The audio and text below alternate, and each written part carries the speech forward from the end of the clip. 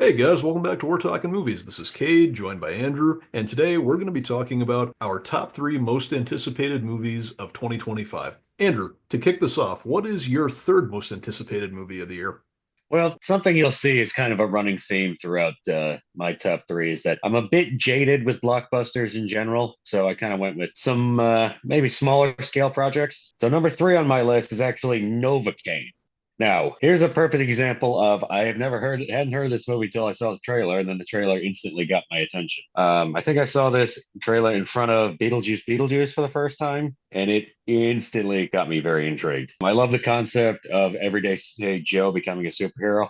And then I also really like the twist of the fact that this guy is unable to feel pain. So I think not only is that going to produce some very funny moments as it shows in the trope, I think it's also show off some very original action set pieces, which again the trailer also shows when he grabs the pistol out of the deep fryer and then shoots a guy with it. And then other than that, I like the cast. Jack Quaid is great and everything he's in. Amber Midthunder, I was really impressed with her in Prey. And then especially in my opinion, Jacob Batalon. I love everything he's in, and I think he has a very bright future as the supportive, funny best friend character. Yeah, just really excited for it. Comes out, I think, late March, mid March. Yeah, no, just really intrigued by the concept. I think it looks like a ton of fun. Yeah, well, moving on to my third most anticipated movie of the year, we have Mission Impossible: The Final Reckoning. So I've been a fan of the Mission Impossible franchise for a long time now, and I think it's rare for a franchise to get better with age, and that's something that I give this franchise a lot of credit for. I honestly think Fallout and Dead Reckoning have been some of the better action films over the past 10 years, and ever since Dead Reckoning premiered back in 2023, I've been very excited to see the story conclude with this movie. I know that there have been rumors that this could possibly be the final entry in the franchise, or that we might get future installments, or at least this might be the final movie for Tom Cruise's character, Ethan Hunt. Just based on what we've seen from the trailer, I think it looks like a movie that's going to be pretty epic. I also know it's directed by Christopher McQuarrie, who also directed Fallout, Dead Reckoning, and Rogue Nation. So I have faith that he'll deliver another solid entry in the franchise.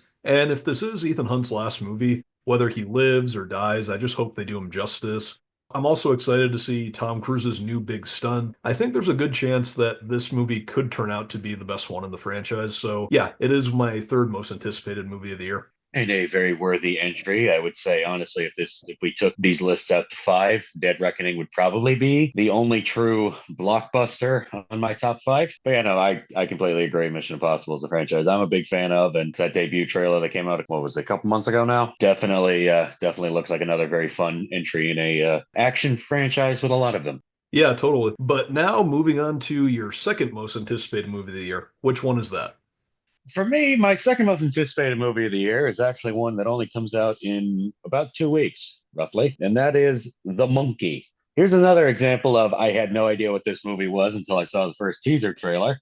But holy cow, what a teaser. This movie, it looks dark, it looks twisted, gory, and also weirdly hilarious. Four things I happen to love to see in my movies, especially when they're all put together. We haven't had a really good dark comedy in a long time, in my opinion. Combine that with the fact that this is based on a Stephen King short story, which is already something that always gets my attention. And that's directed by the certified madman that is Osgood Perkins, the man who gave us Long Legs in 2024. Yeah, I think that's a really fun combo. Now, we don't have enough dark comedies, in my opinion, but I think this very well could scratch that itch. I don't know. This for me, this movie has very strong wild card feel to it. I feel like this movie could very easily be very well received and be a box office success. But on the other hand, I could also see it being not well received and bomb at the box office. But either way, I'm very excited to see it. Yeah, I'm here for it too. I'm a big fan of Stephen King's work, and I'm excited to see how this movie turns out. But yeah, moving on to my second most anticipated movie of the year, that is going to be Superman. So I've been waiting for another solo Superman movie for a long time now, and when I first heard that James Gunn was going to be writing the film and eventually that he was also going to be directing it, I was definitely intrigued, especially because it seemed like kind of a strange film for him to take on just based on his previous work with the Guardians franchise and the Suicide Squad. And I know that some people think that James Gunn's style isn't really a good fit for Superman, but I'm interested to see it because I'm aware how much he cares about the source material and doing justice to the characters. So I'm excited to see what kind of story he creates with Superman. And we know it's going to be about him trying to reconcile his Kryptonian heritage with his human upbringing. And I'm very interested to see how that'll play out. I'm also looking forward to seeing David Cornsweet as Superman, Nicholas Hoult as Lex Luthor is something I definitely want to see. I'm also excited to see the rest of the cast. I'm actually really excited to see Nathan Fillion as Guy Gardner, aka Green Lantern. And there have also been rumors for a while that Bizarro is going to appear in the film, who's a villain that I've been wanting to see in the movies for quite some time now. So I'm excited about that. And yeah, it is definitely my second most anticipated movie of the year. And I'm excited to see the first official movie in the new DCU. Yeah, and plus it'll always be nice to see the Man of Steel take flight again. Yeah, for sure. But now moving on to not just your most anticipated movie of the year, but also mine as well. And that is Guillermo del Toro's Frankenstein film. Do you want to start off? Well, let's start off with the painfully obvious. Guillermo del Toro is one of my favorite directors working today. I'm usually a big fan of his work, especially when he does delve into the realm of sci-fi or fantasy. I obviously love Pan's Labyrinth. Crimson Peak was great. Again, he's one of the most consistently great directors, in my opinion. So him taking on maybe the most famous sci-fi horror story of all time, if not the most, definitely one of the most famous, is a match made in heaven, in my opinion. I also love how he loves to use practical effects, so I feel like that's going to be a great fit for a Frankenstein movie. Plus, he also has a very distinct gothic art style, which again is going to work phenomenally for a Frankenstein movie. And just look at the cast for this movie. Mia Goth, who has established herself over the last several years as one of the best premier horror movie actresses in working today with her work in the X trilogy. Ralph Ineson is always phenomenal. Oscar Isaac as Dr. Victor Frankenstein is perfect casting choice in my opinion. You got Christoph Waltz, Jacob Elordi, Charles Dance, and David Bradley. Yeah, you can't get too much better than this cast, in my opinion. So I am very excited for it. And the fact that Netflix just confirmed that it is actually coming out this year is also really nice because my most anticipated movie of 2024 got delayed to 2027. I totally agree. I've always been a fan of Guillermo del Toro's work.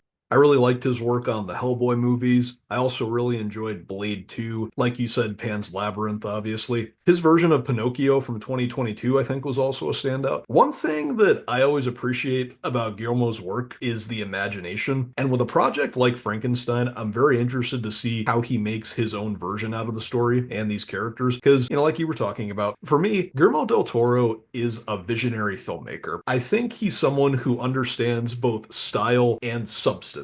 And this relates back to the imagination part that I enjoy about his films. And with that, I'm looking forward to seeing how he'll put his own spin on the story of Frankenstein. But I'm also sure that he'll do it justice. So I'm excited to see how that'll play out. I'm also really excited about the cast of the film. Mia Goth, Oscar Isaac, Jacob Elordi, Christoph Waltz too is someone I'm excited to see. All the actors are people who I really enjoy, so it's cool to see them all in one movie together. I'm also definitely excited to see Oscar Isaac as Dr. Frankenstein, and I'm very interested to see Jacob Elordi as the monster. I think that's something that'll be cool. With that said, it's definitely my most anticipated movie of the year. Yeah, and honestly, it's been a long time since we've had a traditional Frankenstein movie. I don't really count I Frankenstein, but yeah, no, I'm just a big fan of the story of Frankenstein to begin with. I love the Boris Karloff version, and I'm actually also a big fan of the 90s version that Kenneth Branagh directed and starred in. Yeah, just I think it's a really good match of story and director, and I'm now just very excited to see it. And now that I'm also now really happy that it's been confirmed to actually come out this year. Yeah, I agree.